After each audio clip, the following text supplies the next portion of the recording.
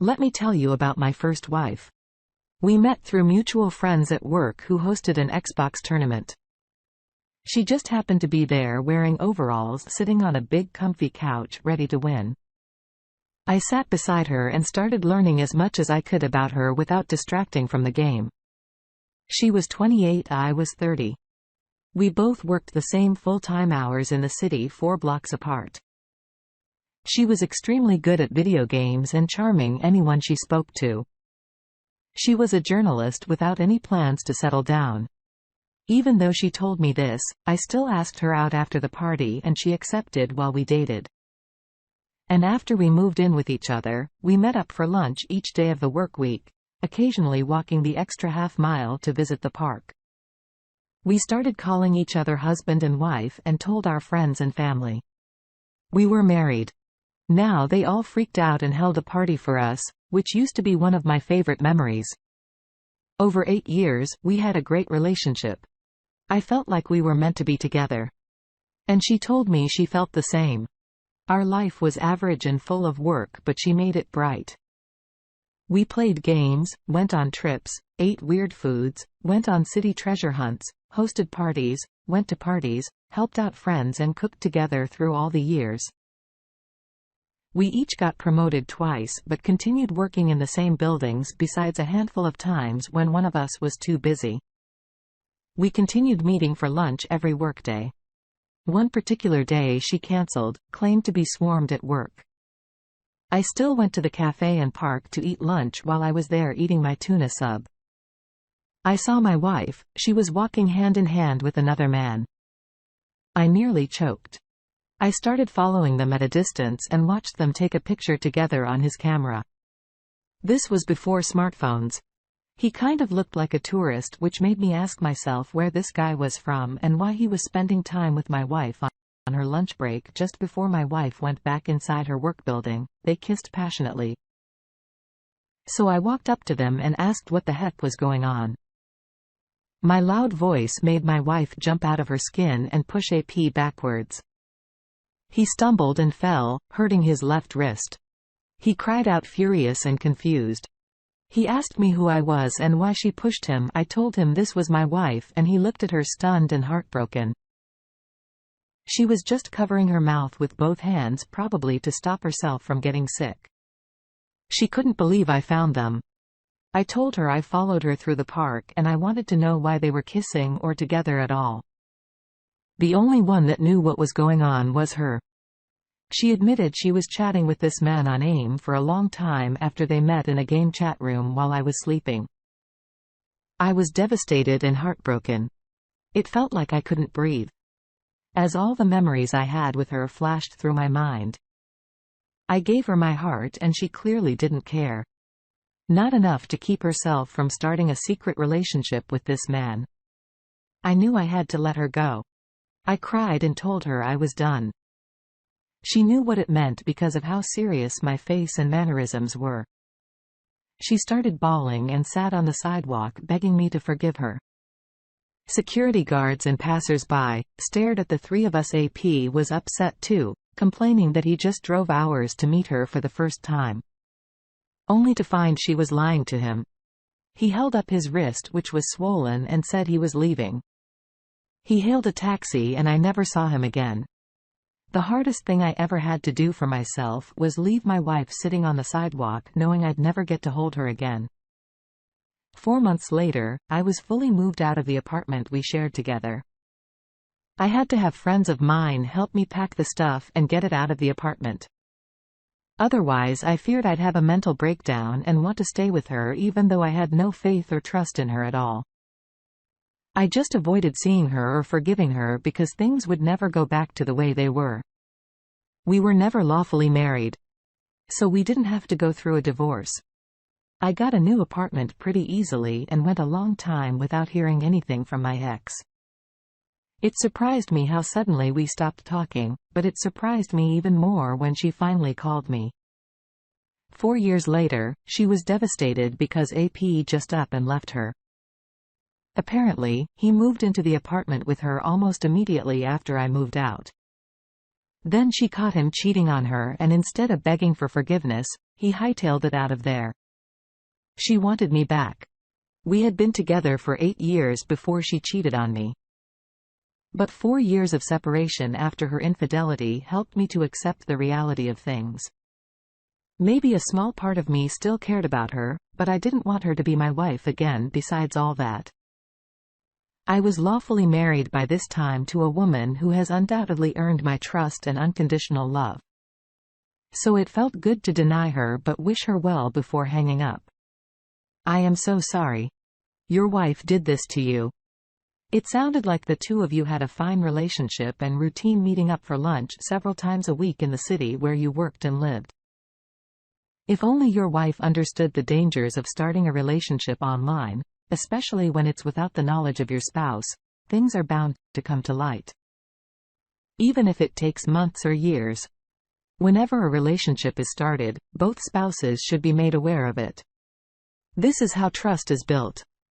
Then, whenever possible, include your spouse in the new relationship by sharing what you talk about or do together, always with honesty. Anything you feel you should hide from your spouse is probably something you should at least talk to your spouse about. I'm glad to hear that you've since remarried and truly trust your new spouse. Continue to keep being the best man you can possibly be. So when you look in the mirror, you can be absolutely proud of the man you see and what you have accomplished in your life. That starts with bettering yourself in all aspects of your life, which includes taking care of your skin, and is why I'm excited to have T. Hanley as the sponsor for today's video. They help men start and maintain a skincare routine by simplifying the entire process. Honestly, it's the best skincare system for guys like you and me. I recommend you start with their Level 1 system, which comes with all the basics. These include a daily face wash to get rid of the dirt and grime on your skin and a 2 times per week exfoliating scrub to get rid of dead skin cells. It also comes with an AM moisturizer with SPF 20 to protect your skin from the sun and a PM moisturizer to help your skin stay hydrated and healthy throughout the night. My favorite part about Teach Hanley is that every box comes with an instruction card that tells you when to use each product, how much to use, and in what order. They really make the process of achieving and maintaining amazing skin easy. Their products have made my skin look and feel better than ever, but you don't have to just take my word for it. They have over 7,000 5-star reviews on their website from satisfied customers from around the world. In addition to amazing skin, members of T. Hanley get tons of benefits, including at least 20% off the retail price. The ability to customize your box, exclusive monthly deals, and free us shipping. You can also pause or cancel your membership at any time. And because T. Hanley is sponsoring today's video, that are offering my viewers a great deal. Just click the first link in the description and you'll get 30% off your first box plus a free gift. Don't miss out on this amazing deal. Click that link and get started today. Now let's jump into our second story for today. My girlfriend, 23 female, and I, 23 male, met at a giant cookout in our neighborhood. When we were 17, we started hanging out by walking around the neighborhood or playing basketball. Friendship turned to dating pretty quick and I fell in love. She was my first girlfriend, so I couldn't help but fall head over heels. I didn't ever see us splitting up or hurting each other. We became part of a group of young adults that played full games of basketball together. It was actually my girlfriend that did a lot of the arrangements and recruitment. When it all came together, we became really great friends with these people and we thrived on the competitiveness. We each worked part-time, but they were jobs that made us feel like we were nothing to avoid working more hours. We rented a 4-bedroom house with 2 members of our basketball crew. My girlfriend was very charismatic. Sometimes I saw her fist bumps to other guys or hip sways on the court as low-key flirting right in front of my face. Other times, I just chalked it up to her character and accepted that she was friends with the entire crew, which included 9 men. One day, the universe blatantly showed me what kind of character my girlfriend really was. I was enduring my part-time torment. When I got a text from her, she told me when I got off to meet them at the basketball court. I went straight there after work and waited for a few minutes before our two housemates J and C showed up. I asked them where my girlfriend was and they said they didn't know, she just texted them to meet her here for a game. The three of us waited for several minutes. But then I got a feeling that she wanted the three of us out of the house for a reason. I rushed back with J and C, then found the front door barricaded when I unlocked it and tried to push it open. J and C went to the back door and found that it was locked. All the windows were locked as well when they were usually open on a breezy day. Like it was, I pushed with all my might through the barricade and leapt up the stairs as fast as I could to our bedroom. It was locked. So I had to pop the lock as I listened to movements inside. When the door opened, my girlfriend was sitting breathlessly on the bed. She was reading a book trying to look calm and natural. I immediately noticed her shorts were on backwards and she wasn't wearing a bra. I casually looked and walked around and sat on the bed. I didn't notice anything out of place besides how disheveled my girlfriend was. She couldn't stop breathing heavily. When I asked her why it was taking her so long to get to the basketball court, she said she got carried away with cleaning and then distracted by reading a book. But she insisted we could leave. Now, she jumped out of bed and waited by the door like she wanted me to walk out first. I just calmly asked her why she barricaded the front door. And then we both heard a muffled sneeze come from the closet.